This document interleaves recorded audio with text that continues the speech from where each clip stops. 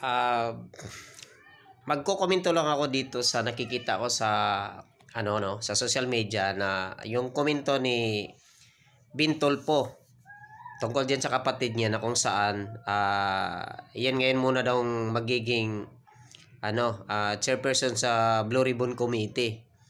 Ngayon, nagtatanong ngayon ito si Bintolpo at inaano yung mga ibang senador.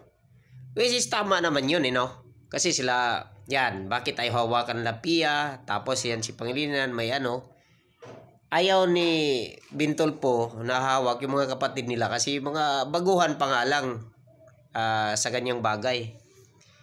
Ngayon, ang hindi lang dyan maano sa sinasabi ni Bintolpo is yung wala ba kayong mga bayag mga senador dyan? Ganon? Hindi lahat yon.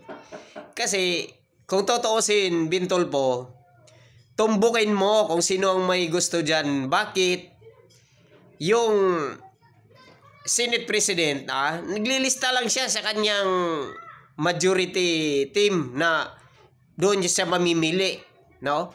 Alam mo, Bintolpo, ang may bayag dyan, si Marcolita lang ang may bayag dyan, hawakan yan. Kaya lang, pinatalsik yan Diba? Yan, ang sabi mo, kung walang sa majority, ba't di kayo mamili di kayo magano sa minority? Yan, nandun ka, tama yun. Dapat, ang banatan mo dyan, si Soto. Kasi si Soto yung namimili dyan no? Yang Soto na yan, isa pa yan. Kaya tingnan mo sa social media. Ano nakikita mo sa social media ngayon? Si Soto, bagay lang sa Itbulaga, no? Walang kaalam-alam sa batas din yan, kahit matagal na yan sa Senado na yan, ang tumbong na yan no? So yan ang dapat banatan mo, Bintolpo, na ibigay na yan sa minority. Huwag kang maghanap sa majority kung walang natatanggap, di ba? Kung walang tatanggap sa posisyon, doon sa minority. Maraming hahawak niyan. Sino?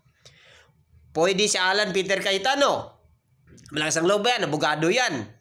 Number 1, si Marcolita, endorso sigurado yan sa minority. Dahil hawak na dati ni Marcolita yan. At ngayon, sabihin ka sa'yo, Bintolpo, kung dati sinasabi mo na magulo, hindi magulo si Marcolita, pinagulo mo lang siguro ang isip mo, no? Noong pag-imbestigasyon na yun na walang klaro.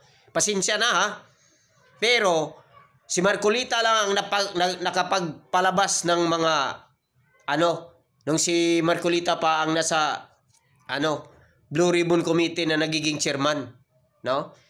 Siya lang nagpalabas ng mga malalaking buhaya na yan. Kaya siguro ang dapat nung banatan si Soto, banatan mo, ba't ayaw pa ibigay doon sa minority ang pagpipili na yan?